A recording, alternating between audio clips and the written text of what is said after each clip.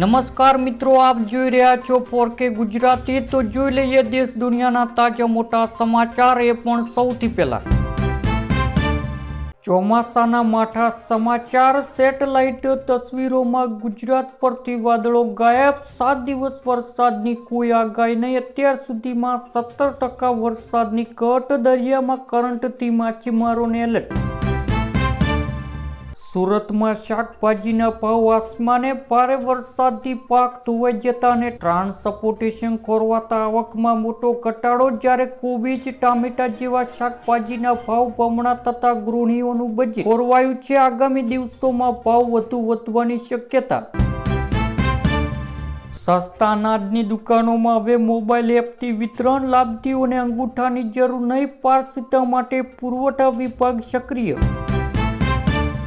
બનાસકાંઠામાં 29,000થી વધુ બાળકોના શાળા પ્રવેશ, CM Bhupendra Patel back to school mission અંતર્ગત વિદ્યાર્થીઓ સાથે સંવાદ કર્યો, જીવનમાં ઉચ્ચ લક્ષ્યો પ્રાપ્ત કરવા પ્રોત્સાહિત કર્યા।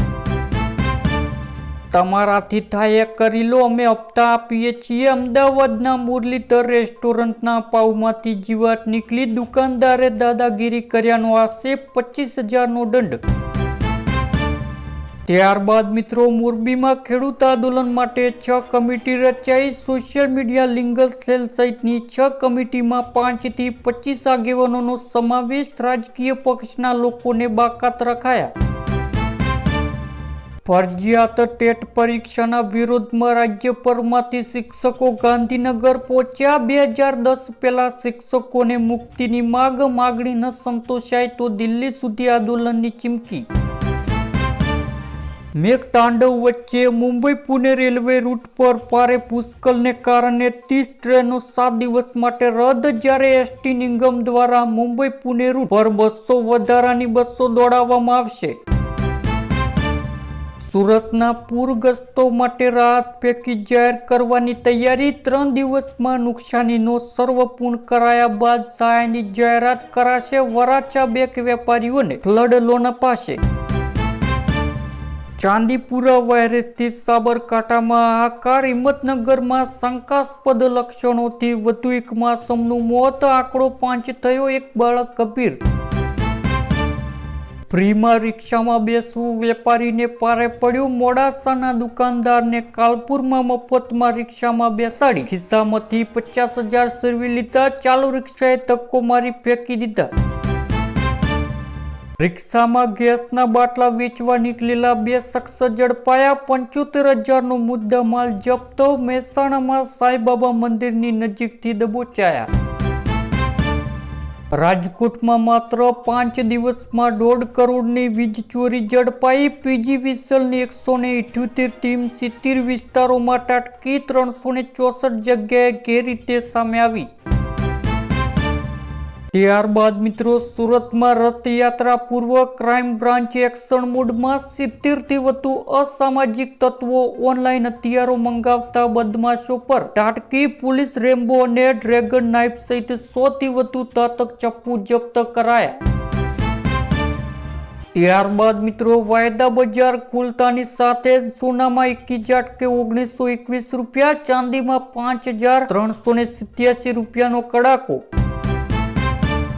ત્યારબાદ મિત્રો, અંબાલાલ પટેલના જણાવ્યા અનુસાર આગામી 15 જુલાઈ સુધી રાજ્યના મોટા ભાગના વિસ્તારોમાં ભારે વરસાદની શક્યતા ઓછી છે, જો કે મધ્ય ગુજરાત અને કેટલાક અન્ય વિસ્તારોમાં હળવાથી મધ્યમ વરસાદી ઝાપટા પડી શકે છે। કેટલાક વિસ્તારોમાં 17 જુલાઈ સુધી આવું જ વાતાવરણ યથાવત રહેવાની સંભાવના છે। વરસાદનો નવો રાઉન્ડ હવામાન નિષ્ણાત અનુમાન મુજબ 27 થી 30 જુલાઈ દરમિયાન ગુજરાતમાં વરસાદનો વધુ એક મજબૂત રાઉન્ડ સક્રિય થઈ શકે। આ દરમિયાન રાજ્યના અનેક જિલ્લાઓમાં સારો વરસાદ નોંધાઈ શકે છે। ઉપરાંત ઓગસ્ટના પ્રથમ સપ્તાહમાં પણ વરસાદની સારી શક્યતા વ્યક્ત કરવામાં આવી છે, જેના કારણે નદીઓ, તળાવો અને જળછાયોના પાણીની આવક વધવાની આશા છે।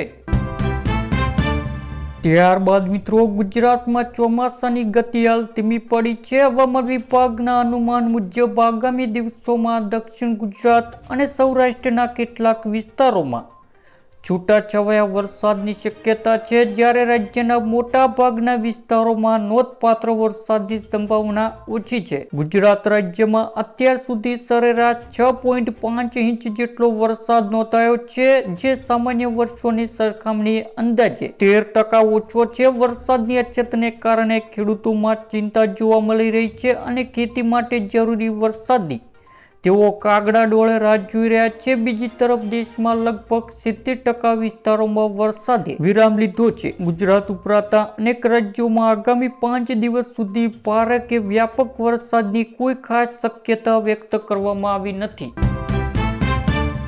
વડોદરામાં મેગા પ્રોપર્ટી કૌભાંડનો પર્દાફાશ. બિલ્ડર સાથે 41 કરોડની છેતરપિંડી. 22 લોકોની ગેંગે ફ્લેટ અને વિલાના બોગસ વેચાણ દસ્તાવેજો બનાવીને બેંકોમાંથી લોન લઈ લીધી.